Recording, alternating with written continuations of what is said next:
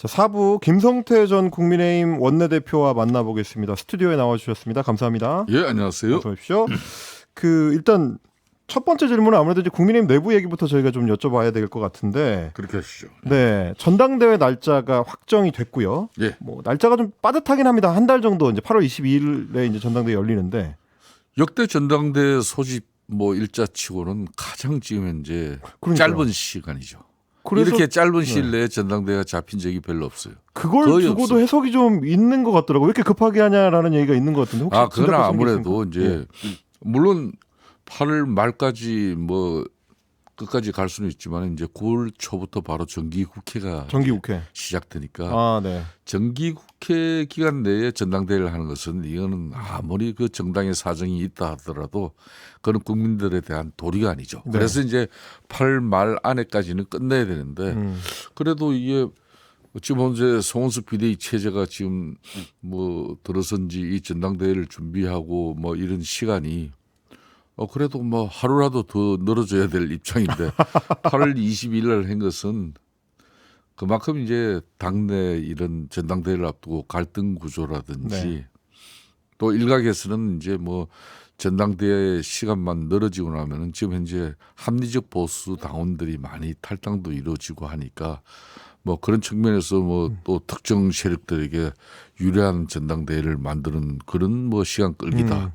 이런 피로감을 좀 빨리 끝내자라는 그렇죠. 취지로. 불필요한 오해를 뭐 가지면서 끌 필요는 없다고 판단한 거예요. 알겠습니다. 근데 지금 이제 전당대회 초기 이슈 중에서 가장 화제를 많이 끌고 있는 게 누가 출마할 거냐 이거보다도 오히려 이른바 이제 전환길 세력.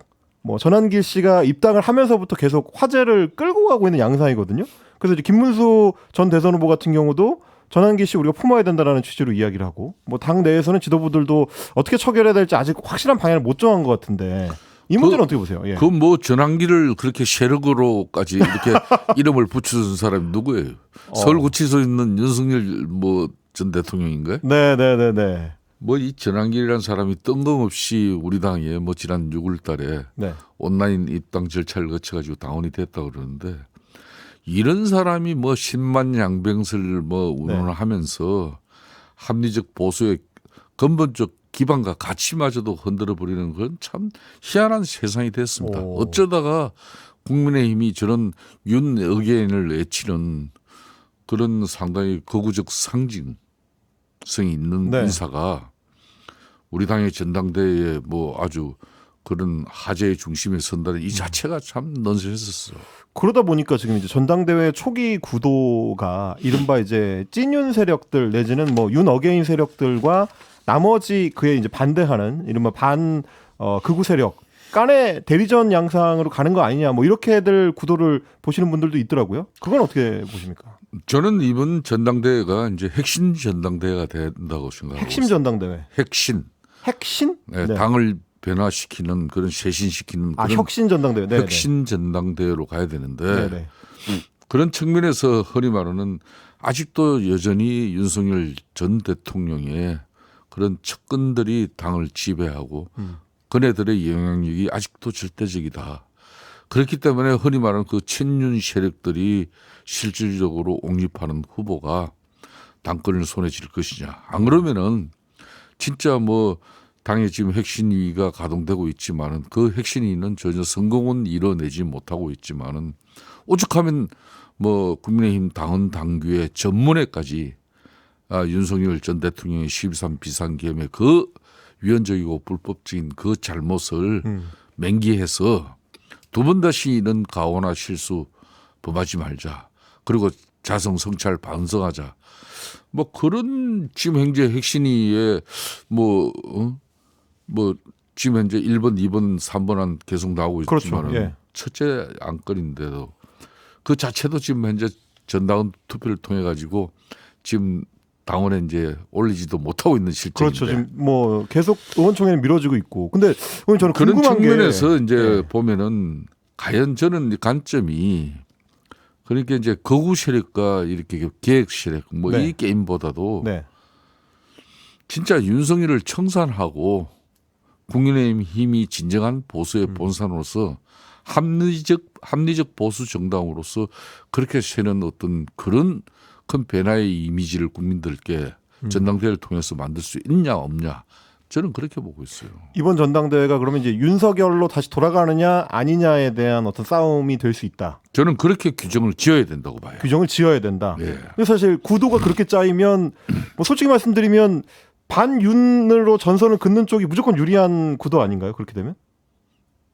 글쎄요. 아, 그렇게 안 됩니까? 뭐 지금 이제 당내 상황은 네. 그래도 윤석열 측근들의 영향력에 어. 올라타지 않으면은 당 대표 뭐 비대위원장도 못하고 네. 당의 주요 어. 당의 중요한 사무총장 뭐 그런 뭐 정책위장 그런 보직 역할을 못 맡잖아요. 아, 그래서 그런 측면에서 부분을, 이제 네. 지금 현재 원내 뭐 지금 현재 현역 의원들 중심으로 당을 변화시킨다는 것은 거의 불가능한 상황으로 보고 있죠. 아, 그렇기 때문에 지난 2021년 대려 우리 당원들이 전략적 사고를 통해 가지고 당시 30대 이준석 전 대표를 갖다가 선출했죠. 네. 그렇게 해서 변화와 쇄신 핵심을 통해 가지고 그때 이제 오세훈 그리고 박형준 이런 부산시장의 그렇죠. 보궐선거를 이기고 2022년도 또 대선에서도 윤석열이라는 사람을 대통령을 만들 수 있었죠. 그때도 우리 당원들의 전략적 그런 사고 선택에 의해서 네. 당이 변화할 수 있은 거거든요. 저는 그 희망을 조금 지난 또 특히 이제 조기 대선을 앞두고 한덕수 당시 총리 권한 대행하고 네. 후보 교체 사건은 이건 정당사에 정말 길이 남을 흑역사입니다. 네. 네. 그런 측면에서도 그때도 당 지도부의 입장은 그렇게 가고자 했지만은 전당원 투표에서 그 내용이 부결됨으로써 네.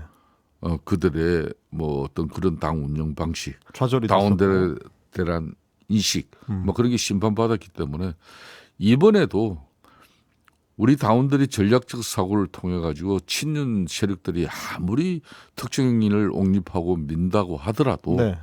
우리 당원들이 윤석열 전 대통령을 절연하고 그 측근들을 또 심판함으로써 진정한 당이 변화와 핵심으로 거듭태어날 수 있는 그 기반을 저는 당원들이 만들어 주리라고 보고 근데 있습니다. 이제 말씀하신 그 구도로 가려면 이른바 이제 반극우 연대가 형성되는 게 좀 자연스럽게 연세가 돼야 될 텐데 지금 한동훈 전 대표 같은 경우에는 아직 뭐 전당대회 출마한다 여부를 밝히진 않았습니다만 유승민 전 의원이랑 이제 만남을 갖는다든지 안철수 의원이랑 만남을 갖는다든지 이렇게 해서 약간 전선을 좀 치려는 것 같은 그림은 보이는 것 같던데 뭐 어떻게 전망하세요? 잘 될까요? 아마 이번 주 금요일 날 입후보 등록 공고가 나면은 네. 다음 주 정도까지는 뭐 입후보 상황이 이제 결정이 되겠죠. 이번 주 아마 금요일 날 정도 되면은 주말 한동훈 전 정도. 대표는 그럼 출마한다. 제가 개인적으로 보기는 지금 현재 전환길 씨 이런 뭐 정말 상식적이지 못한 이런 선수들이 또 자신의 지지 세력 그 기반을 가지고 쉽게 말하면 보수의 개딸로 만들겠다. 본인이 그렇게 얘기했죠. 예. 이 사람이 그 어떤 주장을 하냐고. 네. 윤석열 의견을 주장하는 사람 네. 아닙니까. 결론은 12.3 비상계엄은 불법 위헌적인 게 아니고 비상대권을 통해 가지고 한마디로 과도한 입법 권력에 대한 헌정 질서를 지키고자 했던 네네. 그런 측면에서 그런 얼토당토하는 주장을 하는 선수인데 이런 선수들이 그러면은 자신은 당 대표 뭐 최고위원 못 나오더라도 누굴 만들려고 하는 그 시도에 한동훈 뭐 전 대표 같은 경우는 자기가 출마할 수 있는 어떤 쉽게 말하면 구실이 생긴 거죠. 구실이 생긴 거다. 네. 근데 지금 이제 당내에서 예측하는 분들은 그 얘기를 하시더라고요. 전당대회 룰 자체가 이번에 이제 안 바뀌었고 그러면 8대 2의 그 전당대회 룰 그러니까 뭐 당원의 비중이 높고 국민 여론조사의 비중이 낮은 이게 뭐 거기다가 이제 결선 투표까지 더해지기 때문에 한동훈 대표처럼 이른바 개혁 혁신 세력들이 좀 더 불리한 뭐 이제 구조 아니냐. 쉽지 않을 것 같다라는 전망들도 있는데 그거에 대해서는 뭐 당원들이 선택을 하실 것이다 이렇게 보시는 거죠. 뭐 윤석열 대통령 당정 체제에서 네. 김기현 당대표 만들려고 8대 2로 구도를 만들었잖아요. 그렇죠. 예, 그렇게 볼 수 있죠. 그전에는 5대 5였어요. 네. 이번 윤희숙 혁신위원장 같은 경우는 이번 전당대회 룰 세팅은 100% 국민 참여 경선으로 만들어야 된다. 네, 그렇게 얘기하고. 그럼에도 불구하고 비대위 입장이나 또 선관위 위원장을 맡은 항우여 지금 위원장 같은 경우 네. 기존의 이제 전당대회 룰을 갖다 그대로 인정을 해버린 거죠. 그렇죠. 즉 이 말은 국민들 뜻보다는 우리 당원들의 뜻을 더 존중한다. 네. 또 그것은 기존 뭐 기득권 뭐 이 당 체제를 그대로 유지할 수 있다는 어떤 그런 뭐 판단이 있는 것 같은데 저는 우리 당원들이 국민들하고 생각이 그렇게 크게 괴리되지 않습니다. 아, 그래요? 저는 그렇게 봐요. 그렇기 그렇기 때문에 2021년도 이준석이라는 사람이 그 뭐 국회의원 배지 한번 달지 못한 그 30대의 네. 그 약간의 청년이 당대표가 될 수 있었던 거예요.